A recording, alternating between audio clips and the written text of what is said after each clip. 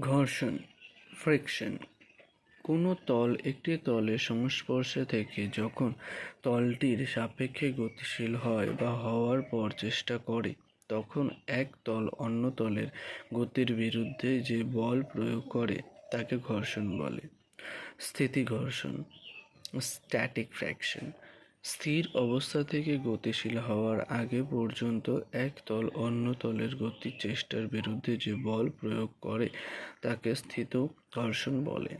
কোনো বস্তু গতিশীল হওয়ার আগে পর্যন্ত ঘর্ষণ বল হলো একটি স্বনিয়ন্ত্রক বল, সেলফ অ্যাডজাস্টিং ফোর্স।